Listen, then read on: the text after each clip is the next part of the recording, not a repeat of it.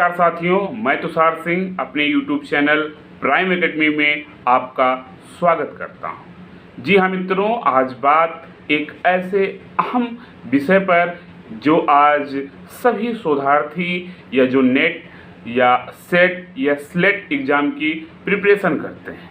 हाँ मित्रों, जैसा कि UGC के एक ऑफिशियल नोटिफिकेशन में साफ साफ जो है ज्ञापित है कि 1 जुलाई 2023 से नेट, सेट या स्लेट एग्जामिनेशन जो है क्वालिफाई हो गया है।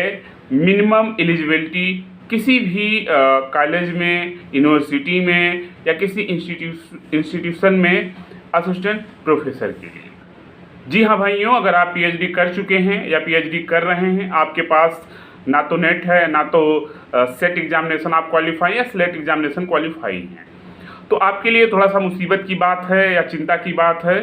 आपको इन तीनों में से कोई ना कोई एग्जामिनेशन क्वालिफाई करना होगा, तभी आप किसी जो है कॉलेज में या यूनिवर्सिटी में या किसी इंस्टीट्यूशन में आप जो है असिस्टेंट प्रोफेसर के लिए फॉर्म भरने के लिए एलिजिबल होंगे। ये अहम फैसला जो है UGC ने लिया है। ऑफिशियल नोटिफिकेशन भी UGC के ऑफिशियल वेबसाइट पर उपलब्ध है। तो उन सभी छात्रों को के लिए थोड़ा सा गंभीर मुद्दा है जिनके पास अभी भी इन तीनों में से कोई एग्जामिनेशन क्वालिफाइड नहीं किए हैं। तो अब यहाँ पे बात आती है इन तीनों एग्जामिनेशन की महत्वता का। तो अब ये तीनों एग्जामिनेशन इतने इम्पॉर्टेंट हो जाएंगे, जो विद्यार्थी जो है असिस्टेंट प्रोफेसर की तैयारी करते हैं या शोध छात्र हैं, उनके पास इन तीनों में से एक भी नहीं है। तो घबराने की ज़रूरत तो नहीं है, कभी ना कभी तो क्वालिफाई हो ही जाएगा, लेकिन उसके लिए थोड़ा शिद्दत से आपको तैयारी करनी चाहिए। क्योंकि अभी तक क्या था कि अगर आप PhD कर लेते हैं तो इन तीनों में से आपके पास कुछ भी नहीं है, तब भी आप असिस्टेंट प्रोफेसर का फॉर्म भरने के लिए एलिजिबल थे। लेकिन अब ऐसा आगे से नहीं होगा, यह रूल जल्द ही अप्लाई होगा।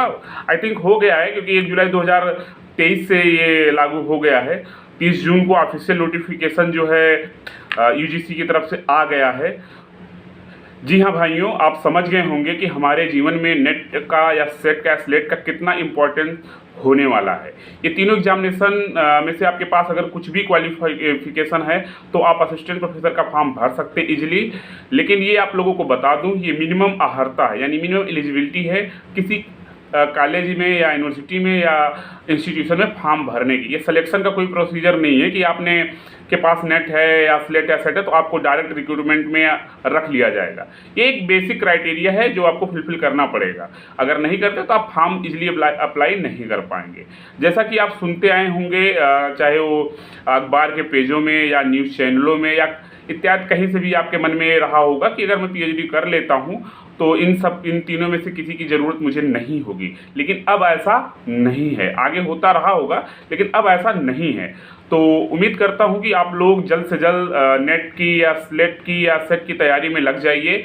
और PhD कर रहे हैं, मैं समझता हूं कि थोड़ा सा वक्त कम मिल पाता है इन सब चीज़ों में, लेकिन अब तो आपको करना ही करना होगा। खैर, रही बात नेट की या स्लेट की या सेट की, तो आप लोग कभी ना कभी तो क्वालिफाई कर ही लेंगे अगर ये मिनिमम एलिजिबिलिटी रखा गया है एक शोधार्थी के लिए, या जो अभी PhD में आने वाले हैं और तैयारी कर रहे हैं। तो उम्मीद करता हूँ वो लोग भी अच्छी प्रिपरेशन के साथ एग्ज़ाम को क्रैक करके ही PhD में इनरोल्ड हों तो ज़्यादा बेनिफिशियल होगा उनके लिए आगे के।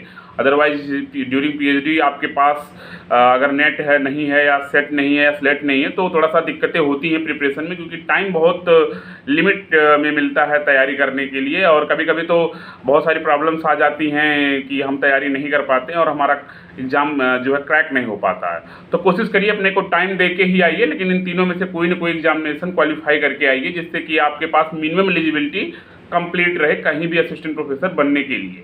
जी हाँ भाइयों, अगर आप हमारे चैनल पर नए हैं, हमारे वीडियोस देखते हैं, अगर आपने अभी तक चैनल सब्सक्राइब नहीं किया है, उम्मीद करता हूं कि आप हमारा चैनल सब्सक्राइब जरूर करेंगे और यह वीडियो अपने मित्रों को या सगे संबंधियों को भेजकर उन्हें इन तीनों एग्जामिनेशन में से किसी एक की क्वालिफिकेशन के लिए आप उन्हें मोटिवेट करें। चलिए चलते हैं, फिर मिलेंगे एक नए वीडियो में।